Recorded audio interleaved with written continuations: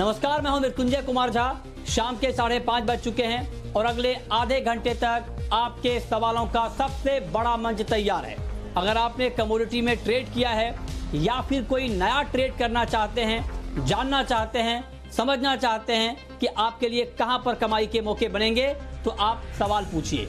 Number आप note कर लें जिस नंबर पर आपको कॉल करनी है, 022-2300-1634।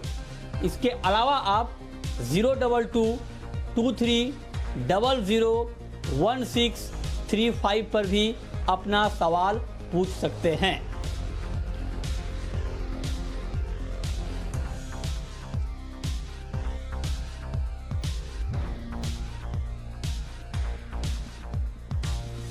तो चलिए सवाल जवाब का सिलसिला शुरू करेंगे। उससे पहले बात करते हैं एक बड़ी खबर की। खबर यह है कि अप्रैल के महीने में गोल्ड इंपोर्ट का ये आंकड़ा, जो आंकड़ा मैं अभी आपको बताने जा रहा हूं, ये आंकड़ा आपको चौंका सकता है। 99% से ज्यादा की गिरावट आई है अप्रैल के महीने में गोल्ड के इंपोर्ट में। जी आप बिल्कुल ठीक सुन रहे हैं। और आपको बता दें कि अप्रैल में सिर्फ और सिर्फ 50 किलो गोल्ड का ही इंपोर्ट हुआ है और 110 टन से घटकर वाई ऑन वाई बेसिस पे लास्ट ईयर अप्रैल में 110 टन की बात कर रहा हूं मैं, का इंपोर्ट हुआ था, जबकि इस बार अप्रैल में 50 किलो इंपोर्ट हुआ है। तो बहुत ज्यादा गिरावट आई है। लॉकडाउन की वजह से इंपोर्ट में भारी गिरावट आई है। और एक राहत की बात आप इसे कह सकते हैं, या फिर आप इसे कह सकते हैं कि कुछ फंडामेंटल में ऐसे बदलाव हुए हैं कि इसका आपको कोई ओवर रिएक्शन मार्केट पे इसलिए नहीं दिखा है क्योंकि सामने जो फिजिकल की डिमांड है वो भी बिल्कुल नहीं के बराबर रही अप्रैल में लॉकडाउन की वजह से। तो ये लोगों को समझ में नहीं आ पाया कि इतना जो कम इंपोर्ट आया है इसका क्या इंपैक्ट होगा। लेकिन आगे क्या इसका कोई इंपैक्ट होगा? क्या आगे जब लॉकडाउन खुलेगा, कामकाज सामान होगा, तो क्या फिजिकल में गोल्ड की सप्लाई बहुत कम हो जाएगी? इसी पर बातचीत करने के लिए हमारे साथ फोन लाइन पर है पृथ्वीराज कोठारी, आईबीजे के प्रेसिडेंट हैं। कोठारी जी, बहुत बहुत स्वागत है आपका। सिर्फ 50 टन गोल्ड का इंपोर्ट हुआ है अप्रैल के महीने में। अभी तो ठीक है, मान लीजिए लॉकडाउन है, कोई फिजिकल की डिमांड है नहीं, लेकिन जब फिजिकल की डिमांड निकलेगी तब क्या सप्लाई क्रंच आप देख रहे हैं? सप्लाई में बहुत ज्यादा गिरावट आप देख रहे हैं डिमांड के मुकाबले आगे? देखिए, लॉकडाउन के बाद में, पोस्ट लॉकडाउन के बाद में, अभी देखिए अप्रैल में 50 किलो से इंपोर्ट हुआ क्योंकि सब फ्लाइटें, इंटरनेशनल फ्लाइटें बंद है। यहाँ पे सब लॉकडाउन है, लॉजिस्टिक सब बंद थे। आप एक स्टेट से दूसरे स्टेट मूव नहीं कर सकते, तो हर तरह से चक्का जाम था। तो उसमें नो डाउट कि इंपोर्ट होने की कोई वजह ही नहीं थी। इंपोर्ट आ ही नहीं सकता था। माइन से बंद है, रिफाइनरीज बंद है वर्ल्ड वाइड, तो कहीं से भी कोई भी इंपोर्ट की जैसे नहीं। और ये अप्रैल मंथ आपने जैसे कहा कि 110 टन गोल्ड हुआ था, बेसिकली आपकी बात एकदम सही है क्योंकि इसमें अक्षय तृतीया सबसे बड़ा जो अपना एक ऑस्पिशियस डे है, सबसे बड़ा पूरे साल में हम लोग उसकी वेट करते हैं कि अक्षय तृतीया के दिन इतनी परचेजिंग होगी। ऑलमोस्ट सिर्फ सिंगल एक डे में 40 टन गोल्ड की खरीदी सिर्फ अक्षय तृतीया के दिन होती है और तकरीबन 10 लाख मैरिजेज एक दिन में होती है क्योंकि ये सबसे बड़ा दिन है जिसमें मुहूर्त की कोई जरूरत नहीं रहती है। पूरे दिन में इसी दिन कहीं पे भी शादी कर सकते हैं लोग, जैसे राजस्थान, एमपी, महाराष्ट्र, सब जगह पे एक ही दिन में शादियां होती है। ऑलमोस्ट 10 लाख शादियां एक दिन के अंदर होती है। तो इस तरह से पूरा एक अप्रैल मंथ का जो सीजन होता है जिसमें मैरिजेस काफी होती है, तो उसकी एक खरीदी होती है, प्लस अक्षय तृतीया भी खरीदी होती है। तो आप कभी भी देखें तो मंथ ऑफ अप्रैल में कभी भी खरीदी इंपोर्ट फिगर ज्यादा ही रहता है। अब आप आगे मई की बात हो रही है। अब धीरे धीरे रिफाइनरी 50% पे खुल रही है। इंडिया में भी रिफाइनरीज चालू हो गई है। एयरलाइंस भी वीकली, ट्वाइस अ वीक, एक वीक में 2 बार आ रही है। हांगकांग से फ्लाइट आ रही है, सिर्फ कार्गो फ्लाइट की मैं बात कर रहा हूँ। तो उसमें से गुड्स सब आ रहे हैं। पर जैसे यहाँ पे जैसे पोस्ट लॉकडाउन के बाद में अगर जैसे मार्केट खुलती है तो सबसे बड़े यहाँ पे एक तरह से सेलिंग प्रेशर थोड़ा सा ऐसा मुझे लगता है कि आएगा कि लोगों को पैसे की जरूरत है। आइदर साइड एग्रीकल्चर साइड कहिए, आइदर लोगों को सैलरी देने के लिए चाहिए या फिर बैंकों को लोन चुकाने के लिए चाहिए। और उसके सामने में खरीदारी पे कोई उतना जोर नहीं रहेगा क्योंकि अभी कोई सीजन है नहीं है। मैरिजेस सीजन सब ओवर हो गई है। अब रेनी सीजन आते हैं, एग्जीबिशन इसके आगे है, अगर होगा नहीं होगा उसका भी अभी पता नहीं है। जब तक रिटेल बिजनेस नहीं होगा तो अपना बुलियन या गोल्ड बिकना या इंपोर्ट होना चालू नहीं होगा। रिटेल डिमांड के ऊपर इंपोर्ट डिमांड रहता है। अब डोमेस्टिक में ही अगर लोग माल बेचने आएंगे और सामने परचेजिंग नहीं होगी तो ऑब्वियसली वही माल घूम फिर के वापस सिस्टम में आ जाएगा, तो उसमें इंपोर्ट करने की जरूरत नहीं रहेगी। थोड़े बहुत गोल्ड लोन में है, वहाँ पे गोल्ड आ सकता है इंपोर्ट होके, और थोड़े बहुत एक्सचेंज के अंदर अगर डिलीवरी देनी है, जो एलबीए में अप्रूव रिफाइनरी का ही माल एक्सेप्ट होता है, तो उसमें थोड़ी बहुत डिलीवरी इंपोर्ट हो सकती है। बाकी मुझे नहीं लगता कि कोई सीजन होने की वजह से कोई खास इंपोर्ट होगा।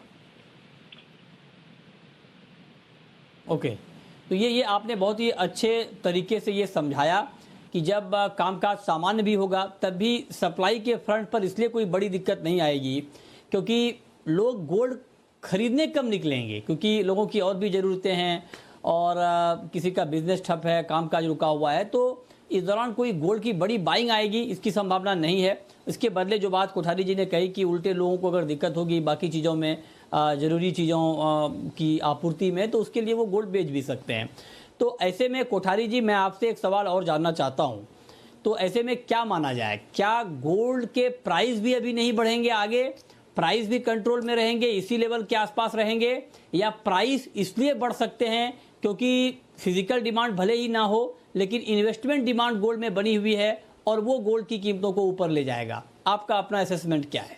अगर आप देखोगे तो इंटरनेशनल मार्केट में जिस हिसाब से इंटरेस्ट रेट कम हो रहे हैं, ईटीएफ में वहाँ पे गोल्ड इन्वेस्टमेंट पर्पस के लिए बाइंग हो रहे हैं, माइन से बंद हो रही है, तो फिजिकल साइड के अंदर आप देखोगे तो स्पॉट और फ्यूचर के वर्सेज में अभी भी $5-7 का डिफरेंस है। इंटरनेशनल प्राइस से मुझे ज्यादा इतना प्रेशर नहीं लग रहा है। यहाँ पे अगर लॉकडाउन और बढ़ता है, इक्विटी प्राइसेस और गिर जाती है, तो अपना रुपी डेप्रिसिएशन हो जाता है। बट ओवरऑल गोल्ड अगर आप लॉन्ग टर्म में मेरे से आप अगर मेरा व्यू लेंगे तो मुझे लॉन्ग टर्म में बहुत तेजी दिख रही है, क्योंकि ऑब्वियसली जैसे आप यूएस की इकोनॉमी को देखा, इंटरेस्ट रेट ऑलमोस्ट जीरो हो गया, तो कैरी फॉरवर्ड चार्जेस गोल्ड में फिर जीरो लगता नहीं है। उसके बाद में वहाँ पे इन्वेस्टमेंट डिमांड है एक, फिर कॉमेक्स, वहाँ पे कॉमेक्स में भी फिजिकल गोल्ड काफी जा रहा है अदर सेक्टर से, जैसे हांगकांग से जा रहा है, ऑस्ट्रेलिया से जा रहा है, तो उनकी भी वहाँ पे अलग से डिमांड है। उसके बाद में जितना यूएस रिलीफ दे रहा है, $19.2 बिलियन तक का रिलीफ दिया, तो ऑब्वियसली क्यू कर रहा है, अदर कंट्री भी करेंगे, उसकी खुद की सबकी इकोनॉमिक बहुत खराब हो रही है, तो इससे इन्फ्लेशन बढ़ने से गोल्ड की प्राइस के ऊपर एक इंटरनेशनल में मूव आ सकता है, $1,800-2,000 भी जा सकता है।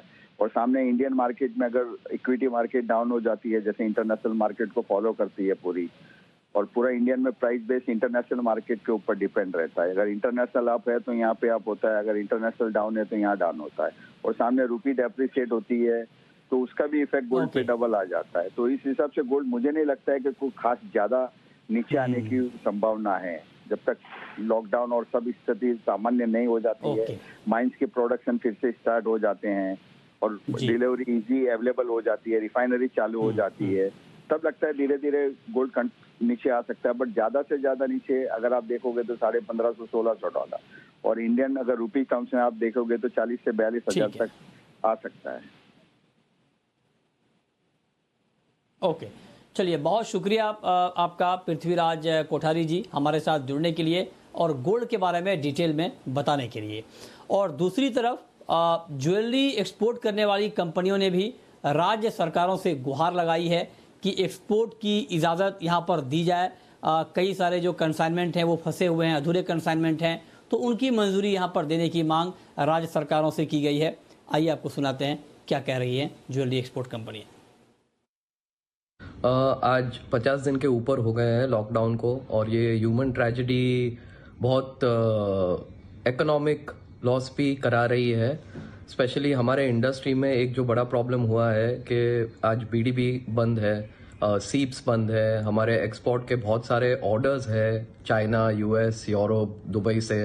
धीरे धीरे दुनिया खुल रही है, ई कॉमर्स का बिजनेस भी हो रहा है, और हमारे एक्सपोर्टर को अब बड़ी मुश्किल आ रही है पगार देने में, रेंट देने में, बैंक का ब्याज देने में।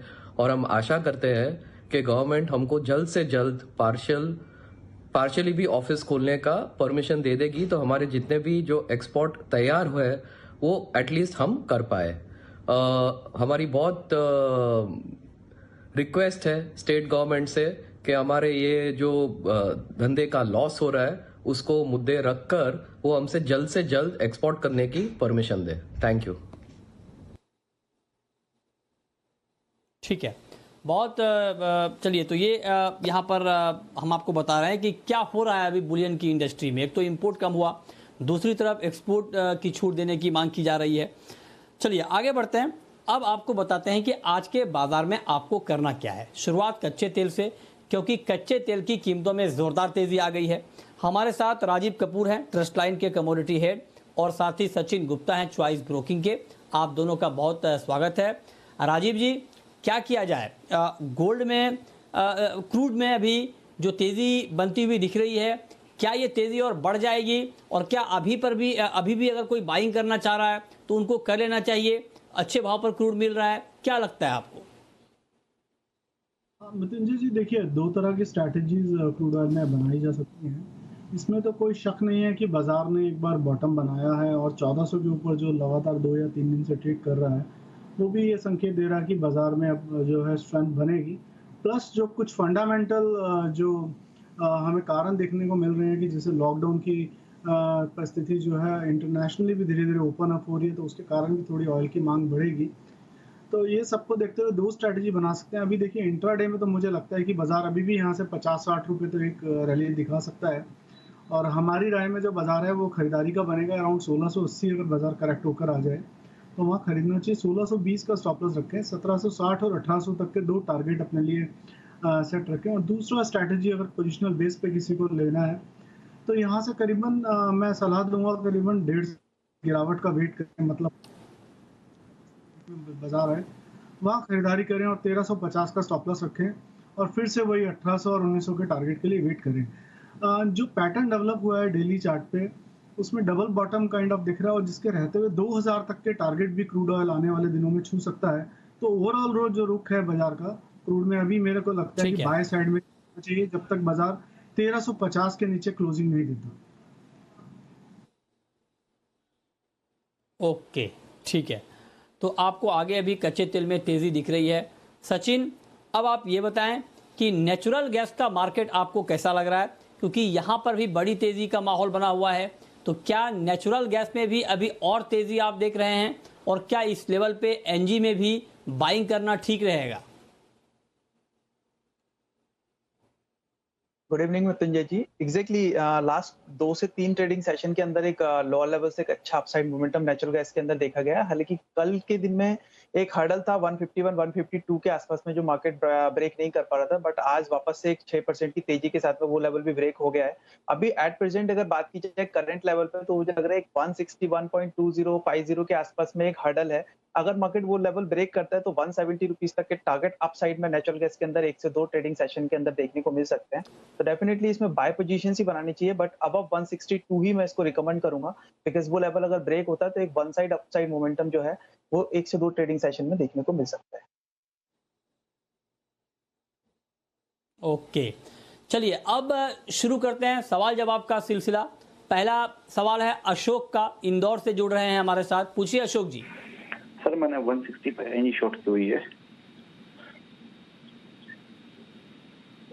अच्छा, 160 पे आपने नेचुरल गैस में शॉर्ट किया है। हालांकि मार्केट अभी 160 के नीचे है, लेकिन राजीव जी, क्या इनको अभी शॉर्ट में बने रहना चाहिए या निकल जाना चाहिए? आगे रिस्क ज्यादा है। मृत्युंजय जी, नेचुरल गैस में मैं सलाह दूंगा कि शॉर्ट की जगह ये बाय में शिफ्ट कर दें अपने ट्रेड को। भले ही करंट रेट पे कर लें, यहाँ से 1-1.5 रुपये अभी करेक्ट हो तो वहाँ कर लें। हमने इसमें आज कॉल भी दिया 157 पर बाइंग, और पहला टारगेट हमने 162 दिया है। और हालांकि मुझे लगता है कि बाजार जो है 165 170 तक भी ऊपर में जा सकता है। इसमें भी बहुत महत्वपूर्ण एक अवर्ली चार्ट पे एक bottoming out kind of pattern दिख रहा है, और जिसका ब्रेकआउट कल के सत्र में हुआ है, इंटरनेशनल में हो गया, और इंडियन मार्केट में अगर आज बाजार इसी स्तर पे भी क्लोज होता है तो मुझे लगता है 165 170 के जो टारगेट्स हैं वो काफी अचीवेबल दिखते हैं। तो शॉर्ट पोजीशन में नहीं रहना चाहिए नेचुरल गैस में अब। ठीक है, दिनेश जुड़ रहे हैं हमारे साथ रांची से। पूछिए दिनेश जी। नमस्कार झा जी। नमस्कार, पूछिए। मैंने 41,300 पे सिल्वर शॉर्ट किया हुआ है, कब तक रुकना और स्टॉप लॉस और टारगेट इसका क्या रखा? ओके, 41,300 के भाव पर आपने सिल्वर में बाइंग की है। आप जानना चाहते हैं कि टारगेट क्या होगा, स्टॉप लॉस कहाँ पर लगाना चाहिए, बताइए सचिन। हाँ मृत्यु जी, आई थिंक इन्होंने शॉर्ट पोजीशंस बनाई हुई है 41,300 के आसपास से, तो अप साइड में जो स्टॉप लॉस रहेगा ये 41,600 का एक स्टॉप लॉस प्लेस कर सकते हैं। और डाउन साइड में मुझे लग रहा है कि 41,000 का ये एक अच्छा साइकोलॉजिकल लेवल है। ये लेवल ब्रेक होता है तो डाउन साइड में इनको 40,600 और 40,500 तक के भी टारगेट सिल्वर में देखने को मिल सकते हैं। तो 41,600 का एक स्टॉप लॉस रिकमेंड करूंगा, उसके साथ में डेफिनेटली वेट करके चलें।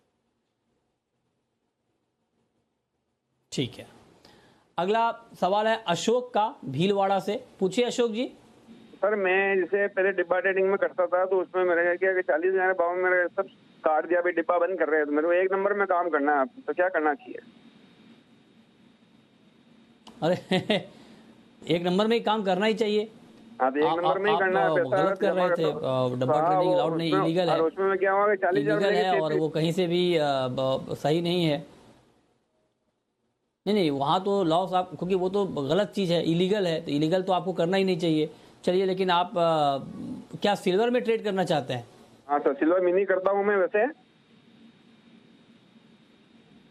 तो सर अच्छा, कौन से ब्रोकर से काम सिल्वर करना मिनी में अगर ट्रेड करना हो राजीव जी, नहीं कौन से ब्रोकर, ये तो मैं आपको रिकमेंड नहीं कर सकता कि आपको किस ब्रोकर के पास जाना है, आपको खुद थोड़ा सोचना पड़ेगा।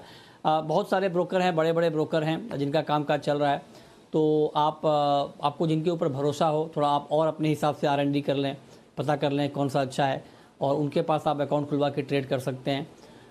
लेकिन करना क्या है मार्केट में, क्या ट्रेंड है, क्या ट्रेड आपको लेना चाहिए, ये हम आपको बता सकते हैं। हमारे साथ दोनों एक्सपर्ट हैं। राजीव जी बताइए, सिल्वर मिनी में कौन सा ट्रेड किया जाए? मृत्युंजय जी देखिए, अभी तो सिल्वर में ऐसा लगता है कि बाजार का जो नीचे का ट्रेंड है वो लगातार बना हुआ है, लोअर बॉटम लोअर टॉप बना रहा है चार्ट, और नीचे में मुझे लगता है बाजार और नीचे फिसल सकता है। 41,000 ऐसा लगता है कि पहला एक सपोर्ट होगा जहां पर बाजार थोड़ा सा रुकेगा, और 41,000 बीच करेगा, जैसे सचिन ने बताया 40,600 तक उसके बाद फिसल सकता है। मैंने एडवाइस रहेगा कि अभी अगर बिल्कुल इंट्राडे या 1 या 2 दिन के पॉइंट ऑफ व्यू से ट्रेड डालना है इनको, तो 41,300-400 के आसपास बाजार थोड़ा सा उछाल ले, वहां शॉर्ट करे पोजीशन, और 41,750 का स्टॉप लॉस रखें। 41,000 का पहला और 41,000 के नीचे सस्टेन करे तो 40,600 तक में वेट कर सकते हैं। ओके, ठीक है। रमन है हरियाणा से। पूछिए रमन जी। मृत्युंजय जी नमस्कार। मृत्युंजय जी नमस्कार। पूछिए। मृत्युंजय जी, मेरी एक आपसे शिकायत भी है। हम आपका प्रोग्राम 2008 से सुन रहे हैं। हम आपका प्रोग्राम 2008 से सुन रहे हैं। बहुत बहुत शुक्रिया।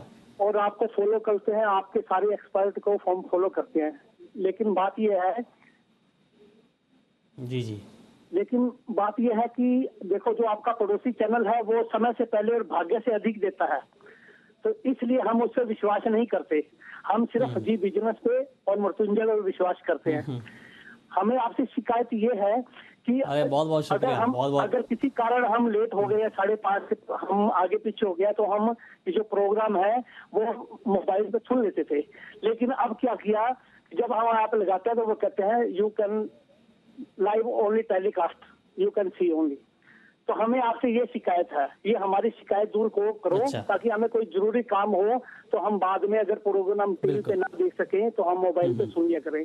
सेकंड, मेरा राजीव जी को नमस्कार। और राजीव जी से मेरा ये सवाल है कि आपने टारगेट दिया है गोल्ड का 50,000 रुपए का विद इन 3 मंथ्स, क्या हम लॉन्ग कर सकते हैं?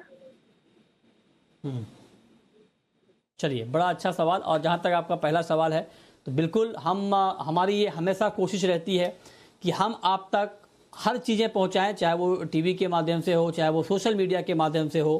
तो जी बिजनेस के सोशल मीडिया पेज पे भी आप जाएंगे तो कमोडिटी के बहुत सारे शो आपको दिखेंगे वहाँ पर भी। लेकिन आपने जो अपनी इच्छा जाहिर की है, उसके लिए बिल्कुल हम अपनी टीम से बात करेंगे और हमारी कोशिश रहेगी कि आप वहाँ पर देख पाएँ। आप हमें देखते हैं लंबे समय से, ये इसके लिए आपका बहुत बहुत धन्यवाद। ऐसे ही आप भरोसा बनाए रखें। आपका पसंदीदा बिजनेस चैनल है, हम आपकी बात करते हैं, आपके लिए बात करते हैं, और आपके भरोसे ने ही हमें नंबर 1 की मुकाम तक पहुंचाया है। तो हम आगे भी आपकी उम्मीदों पर खरा उतरते रहेंगे। आप इसी तरह बेबाकी से अपनी बात रखिए। कोई शिकायत भी हो तो आप कर सकते हैं तो हम हमेशा हमारी ये कोशिश रहती है कि आपसे हम कनेक्ट रखें और आपकी दिक्कतों को, आपकी चिंताओं को दूर करें। चलिए राजीव जी, अब आप बताइए कि 50,000 के टारगेट के लिए क्या गोल्ड में अभी इन्वेस्टमेंट करना चाहिए, खरीदना चाहिए? मृत्युंजय जी, अभी भी जो इसका लॉन्ग टर्म ट्रेंड है गोल्ड का अभी भी इंटैक्ट है और वो बाजार अभी भी बुलिश मोड में ही लगता है। और ये जो गिरावट है ये करेक्टिव है। जैसा मैंने लास्ट वीक भी बोला था कि बाजार अभी एक हफ्ता और मंदी में रह सकता है, तो मुझे लगता है आने वाले अभी एक हफ्ता और शायद और मंदी में रहे और बाजार एक बार 44,600 44,500 तक भी नीचे में फिसल सकता है। परंतु उस लेवल्स को मेरा मानना है कि एक एक्यूमुलेशन पॉइंट ऑफ व्यू से लेना चाहिए और एक वहां से 1000 पॉइंट का स्टॉप लॉस रख सकते हैं। मींस 43,500 का स्टॉप लॉस रखें और ये अपने टारगेट के लिए वेट करें। 50,000 का टारगेट अभी भी इसमें बरकरार है और जब तक बाजार 43,500 के नीचे क्लोज नहीं करता, ये अपने टारगेट के लिए वेट कर सकते हैं। ठीक है। इस बीच रघु जुड़ रहे हैं हमारे साथ राजस्थान से। पूछिए रघु। हेलो हेलो जी पूछें। हाँ, लिखमा राम बोल रहा हूँ सर, नागौर, राजस्थान नागौर से लिखमा राम बोल रहा हूँ सर। ग्वार के बारे में पूछना था। अच्छा, ग्वार के बारे में आप जानना चाहते हैं। सचिन, क्या आउटलुक आप देख रहे हैं? ग्वार का काफी उतार चढ़ाव भरा मार्केट है, कभी बड़ी तेजी आ जाती है, कभी तेज गिरावट आ जाती है, कुछ ट्रेंड क्लियर नहीं हो रहा है। आप कुछ समझ पा रहे हैं मार्केट को? आपको क्या लग रहा है? Exactly Mrityunjay ji, because lockdown का टाइम चल रहा है, मंडी ओपन नहीं हो रही है, तो फ्यूचर्स के अंदर भी मोमेंटम जो है वो काफी रेंज बाउंड भरा है, काफी दायरे का ट्रेड जो है वो फ्यूचर्स के अंदर कंटिन्यूसली चल रहा है। और मुझे लगता है कि क्लियरिटी जब तक नहीं हो मिलेगी फ्यूचर्स मार्केट में भी, जब तक फिजिकल में मंडी ओपन नहीं होंगी, तो अगर फ्यूचर्स की बात करूं तो फ्यूचर्स के अंदर तो अभी भी मुझे शॉर्ट ट्रेंड ही लग रहा है, डाउन साइड का ही ट्रेंड लग रहा है। मुझे लगता है एक बार 3400 और 3350 तक के टारगेट्स जो है वो डाउन साइड में एक बार ग्वार सीट के अंदर देखने को मिल सकते हैं। अप साइड में एक जो स्टॉप लॉस लेना रहेगा वो अराउंड 3580 का रहेगा। उस स्टॉप लॉस के साथ में अराउंड 3500 के आसपास से शॉर्ट पोजीशंस इनिशिएट कर सकते हैं। ठीक है। प्रशांत इस वक्त जुड़ रहे हैं हमारे साथ अलीगढ़ से। पूछिए प्रशांत जी।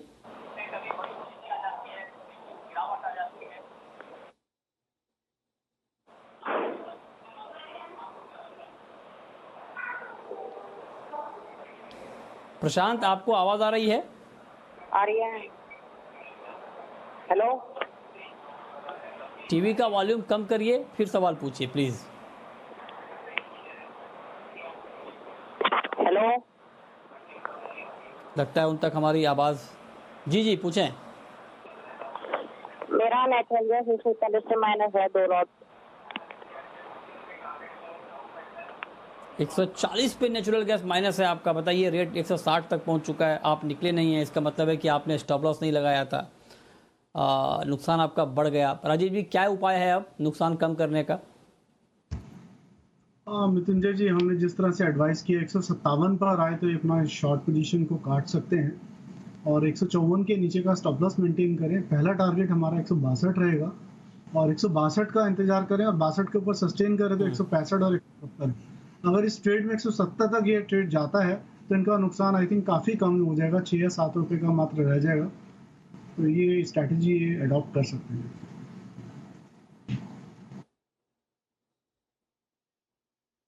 ओके, चलिए अगला सवाल हैदराबाद से है। पूछिए। हाँ, नमस्ते साहब, बिपुल साहब बात कर रहे हैं। नमस्कार, पूछिए। हाँ नमस्ते साहब, नमस्ते आपको। जी बोल रहा हूँ आपको तमाम साहब को नमस्ते साहब। सर, अरे नमस्ते, आपका भी बहुत बहुत शुक्रिया जी। ये चांदी सोना कर सकते सब रेट भी? हेलो, ये चांदी अच्छा, सोना ये रेट सोना चांदी आप जानना चाहते हैं कि खरीद सकते हैं क्या? सर हाँ, चलिए अच्छा सवाल पूछा है राजीव जी। क्या ये जानना चाहते हैं लंबे समय के लिए क्या गोल्ड और सिल्वर इस रेट पे खरीद सकते हैं या आगे कुछ और सस्ता मिलने वाला है? मृत्युंजय जी, देखिए चांदी ने काफी वीकनेस दिखाई और अंडर परफॉर्मेंस भी दिखाई है गोल्ड के बनस्पत। तो ऐसा लगता है कि चांदी को 40,000 के आसपास अगर चांदी मिल जाए जुलाई कॉन्ट्रैक्ट खरीद सकते हैं। 39,000 से नीचे का एक स्टॉप लॉस मेंटेन करें और वापस 42,500-43 हज़ार का इसमें टारगेट रखा जा सकता है पोजीशन बेसिस पे। और जहां तक गोल्ड का सवाल है, गोल्ड में मैंने पहले रमन सेठी जी के क्वेश्चन का आंसर दिया। 44,400-500 रुपए अगर चांदी गोल्ड गिर के आ जाता है तो वहां पोजिशनल बाय किया जा सकता है 43,500 के स्टॉप लॉस से। ठीक है, बहुत शुक्रिया राजीव जी आपका ये बताने के लिए। लेकिन अब वक्त है रैपिड फायर राउंड का।